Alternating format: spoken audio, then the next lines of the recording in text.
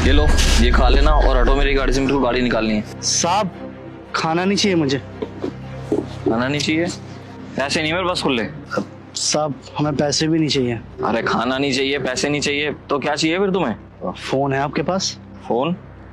Phone का क्या करोगे तुम? फोन है मेरे पास। आप एक बार मुझे फोन दिखा सकते हैं? मुझे गांव में बात करनी है। अच्छा, कहीं फोन चुरा के तो नहीं भाग जाओगे तुम? चोर तो नहीं हो? नहीं नहीं साहब, हम चोर नहीं हैं। आप चाहे तो हमारा सामान रखवा दीजिए गाड़ी में, फिर आप फोन दिखा दीजिएगा। नहीं नहीं, उसकी कोई जरूरत नहीं है। ये लो, जल्दी बात करना। जी धन्यवाद साहब।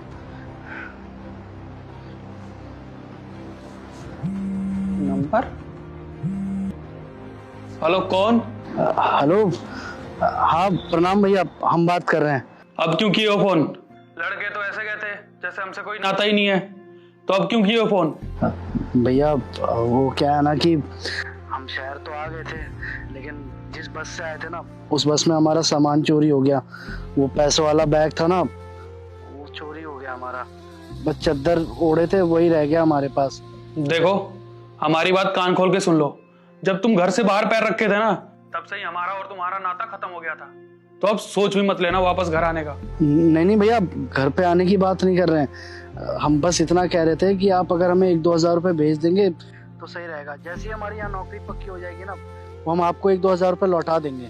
एक को फूटी कौड़ी नहीं मिलेगा तुम्हें। और तुम्हारी भाभी को पता चल गया ना कि तुमने मुझे फोन किया था, तो वो मुझे और गरी आएगी। आज के बाद फोन मत करना हमें। हेलो भैया, कट गया। ये लीजिए, धन्यवाद साहब। किसको फोन किया था वैसे तुमने? वो हमारे बड़े भैया है, उनको फोन किया था गांव में। वैसे तुम दिखने से शहर के तो लग नहीं रहे। कहाँ से आए हो तुम और यहाँ पे क्या करने आए हो?